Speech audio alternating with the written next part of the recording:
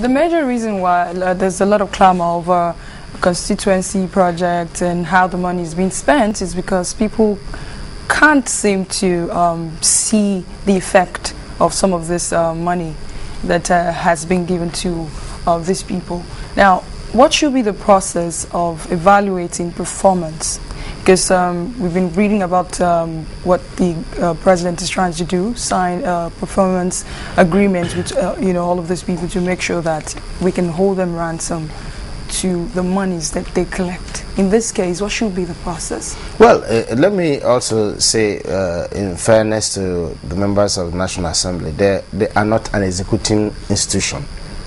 Whatever that is executed by the executive and not by National Assembly. It is okay, even if they put it from National Assembly, it is the executive that has responsibility to execute constituency projects.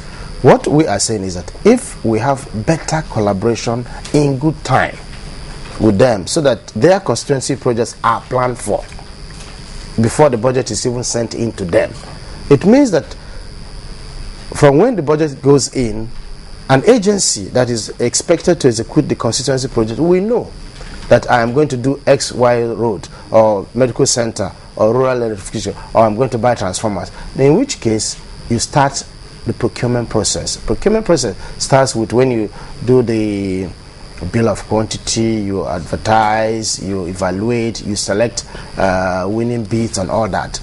That takes up to 3 months. So if we do that, then we won't have problem with execution. 2, it won't be correct to say that National Assembly constituency projects are put in, we don't see how the money is spent. No, it doesn't go to them. The money doesn't go to National Assembly. I'm not just talking about constituency projects now. I'm talking about the whole performance. Yes. Of the budget implementation. Yes. And I'm saying that what should be, how do we make sure that these people are doing what they're supposed to do? How do we evaluate the performance? Well, apart from just signing the agreement, because anyone can sign it. Oh, yeah, well, first of all, in a performance agreement simply means that you declare before the start of the year that this is what I'm going to do this year. That means that I have deliverables, I have milestones in between. If I don't perform with certain conditions, then you hold me responsible. That's simply what it means. This is the first time it's been done.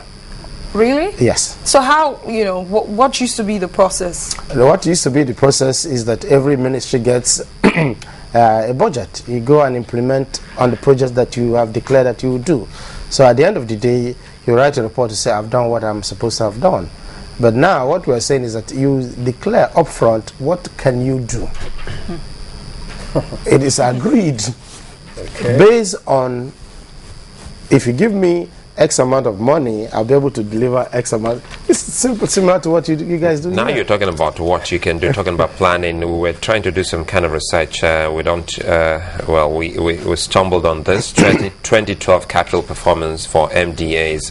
That was after we saw the headlines that Okonjo-Iweala does it to the National Assembly.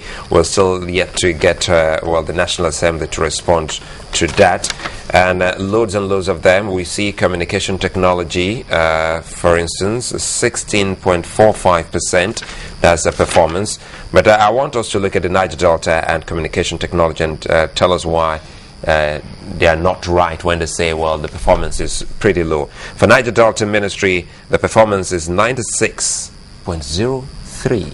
And for communication technology, the performance is 16.45. How do you relate to all of that? Okay, let me, for clarity, say that what we're dealing with is utilization of released funds. I didn't even ask if the document with us, if it's even authentic. If we don't know if we have. Well, but even looking at the figures, I can relate to it. Yes. What you're looking at there is the utilization of release figure.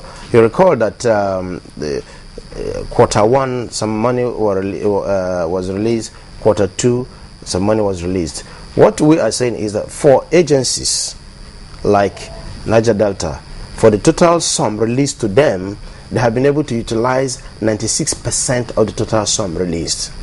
For agency, ministry like Communications Technology, what it says is that they have really spent 16% of the monies released to them. Now, I can tell you the reason why you have such huge disparity between Niger Delta and communications technology. Niger Delta has ongoing projects like East-West Road. So any amount of money you release to them, they just pay for outstanding certificates. So it's not a big deal. But for a new ministry like communication technology, they have to go through this due process that I'm talking about. They have to advertise, they have to do the selection, they have to... It doesn't matter how much money, if you haven't got a plan, I mean not a plan, you haven't undergone the due process, you can't spend the money. So for communications technology, it may have taken them time to talk about bandwidth, satellite, or whatever. It takes time to do those things. You have to design, you have to do your international obligations before you spend the money. So I expect that around about October, you see that performance will increase from 16 to perhaps 70 or more. But you can't fast track it. You know, I'd like to say due process. Due process reminds me of something that is being stalled sometimes. Then this is what I mean.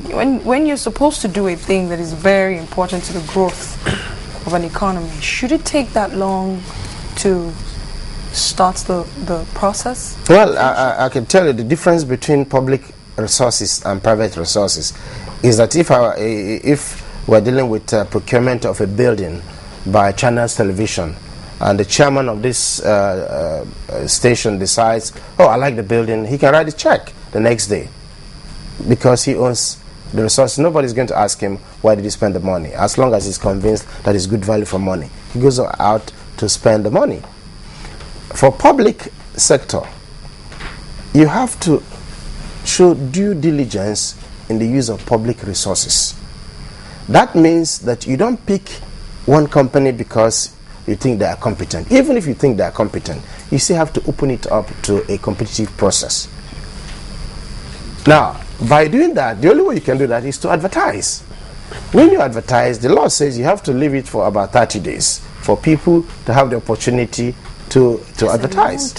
But that's what the law says.